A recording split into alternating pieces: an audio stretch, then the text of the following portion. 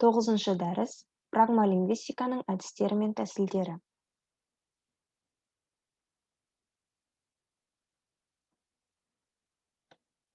Дәрісімізді қарастырылатын тақырыптар: бірінші прагмалингвистика пәні, екінші прагмалингвистиканың әдіс тәсілдері.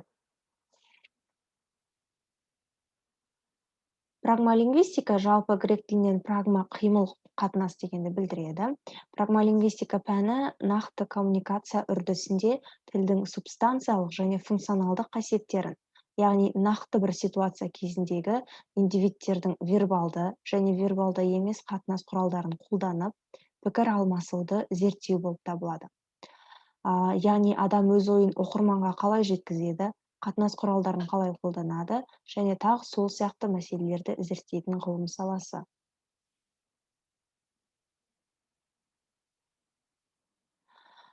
Прагмалингвистика өткен ғасырдың 70-ші жылдарында пайда болған тіл білімінің жас жаңа саласы.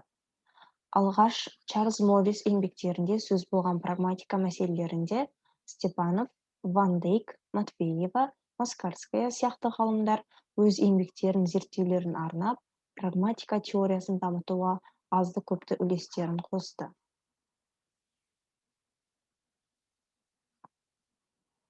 Зерттеушілер прагматиканы коммуникатор прагматикасы және реципиент прагматикасы деп екіге бөліп қарастырды. Мәтінді түзуші коммуниканттар өз мәтінімен бірге нақты жағдаятқа, белгілі бір тілдік контекстке тән алуан түрлі мәтіндерді интерпретациялаушы болып табылады. Коммуниканттар айтылымда өз хабарламасының екі жақты түсінілуі мүмкін екендігін біліп, ойын соған бейімдейді.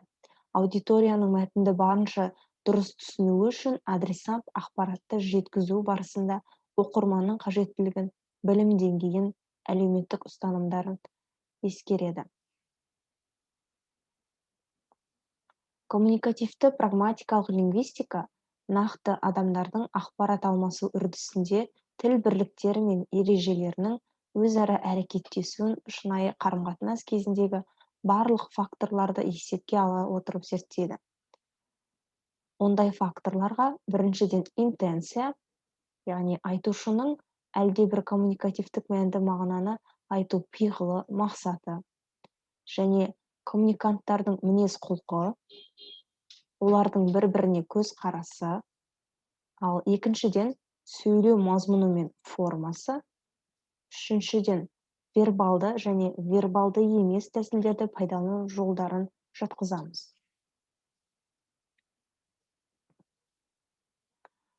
Осыған байланысты прагмалингвистиканы келесі екі аспектісін бөліп шығару жөн. Бірінші дискурс теориясы және мәтін теориясы.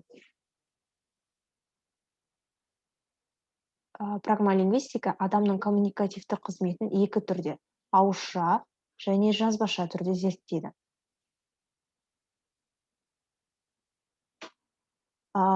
Кестеге назар аударар болсаңыздар, мұнда дискурс және мәтіннің айырмашылығы берілген. Бірінші бағанада дискурс. Біріншіден дискурс бұл дыбыстық формада сөйлеу немесе сөзді айту үрдісі, ал мәтін графикалық формада берілген сөйлеу нәтижесі болып табылады. Дискурс өз кезегінде нақты бір ситуация кезінде вербалды және вербалды емес құралдарды қолдана айтылған дайындықсыз сөйлеу болып табылса, мәтін өңделген сөйлеу, яғни алдын ала құрастырылған өңделген сөйлеу формасы.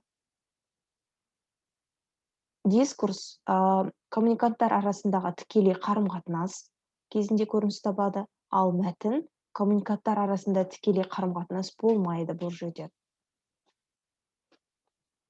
Төртінші, сөзді сөйлеудің айтылу мезгілі мен қабылдау мезгілі бір уақытта өтеді дискурста, ал мәтінде сөздің, сөйлеудің айтылу мезгілі мен қабылдау мезгілі әртүрлі уақытта, әртүрлі кезеңде өтеді. Яғни бұл жерде ол жазушының қиялына байланысты жүзеге асады. Дискурс өз кезегінде сөйлеудің рөлдері ауысып отыратын айтушысы мен тыңдаушысы бар екі жақты дискурс дейміз, ал мәтін толық емес коммуникативтік жағдайдағы бір ғана автор көрініс табады.